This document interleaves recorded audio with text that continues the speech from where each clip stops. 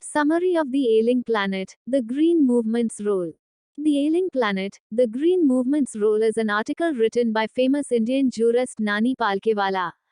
It was published in the Indian Express on the 24th of November 1994. He proposes sustainable development as a permanent means of development to curb the side effects of rapid industrialization and ruthless exploitation of natural resources. He starts the article by addressing the evolution of the green movement and how it has succeeded in awakening an environment-friendly conscience in us.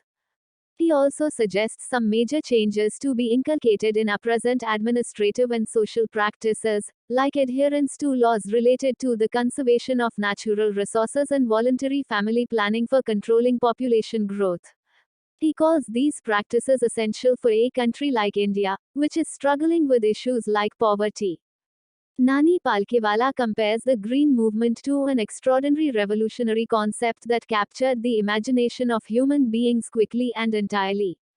It started more than 25 years ago, in 1972, when the first nationwide Green Party was founded in New Zealand.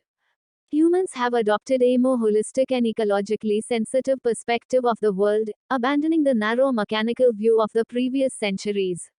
The author calls this a change as big as Copernicus' discovery that the planets, including the Earth, actually revolved around the Sun.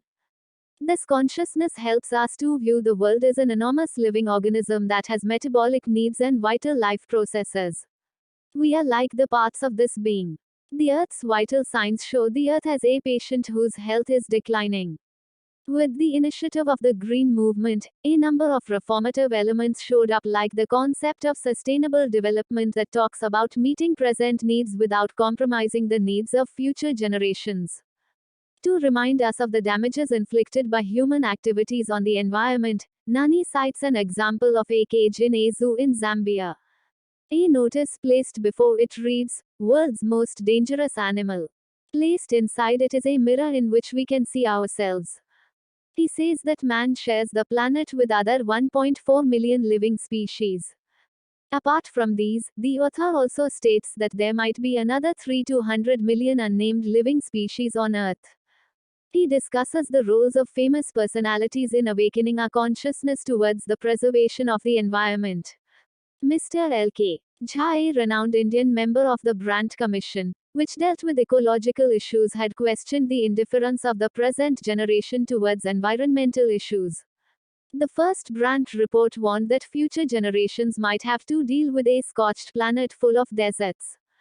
Mr. Lester Brown pointed out in his book The Global Economic Prospect that fisheries, forests, grasslands and croplands form the foundation of the global economic system.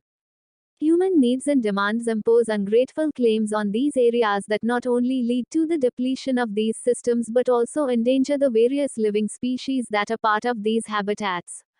The author quotes Dr. Myers, who claimed that the tropical forest is the powerhouse of evolution, to condemn the rapid extinction of several living species.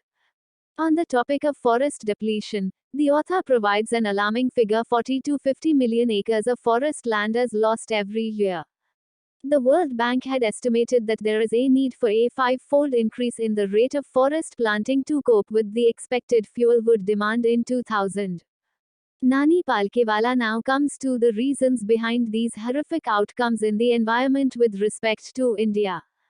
He points out that laws are never respected in India. Even though Article 48A of the Constitution of India mandates the protection and improvement of forests and wildlife, a recent report by the Parliament Estimates Committee presented forest depletion in our country happening at an alarming rate of 3.7 million acres a year. But the actual loss of forests has been found to be 8 times the rate indicated by government statistics. The author points out that another reason for the environmental tragedies around us is population growth. He presents a brief account of exponential growth in population, the present rate of increase being 1 million people each day. Nani calls education the best contraceptive as it leads to a fall in fertility with a rise in incomes. Education also leads to improvement in health. He claims that humans cannot be simply sterilized like cattle to lessen the growth, but a certain element of coercion is necessary to regularize voluntary family planning. The population of India, as estimated in 1994, was 920 million, which was equal to the combined population of Africa and South America at that time. The author cites this reference to argue that people in India will die if population control is not given top priority.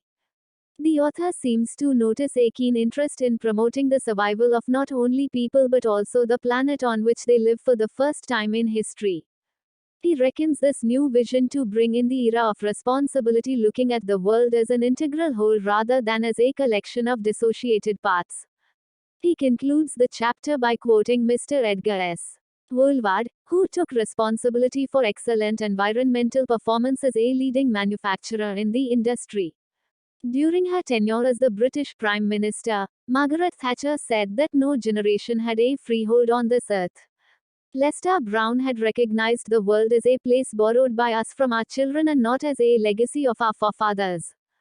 Conclusion of the Ailing Planet, the Green Movement's role.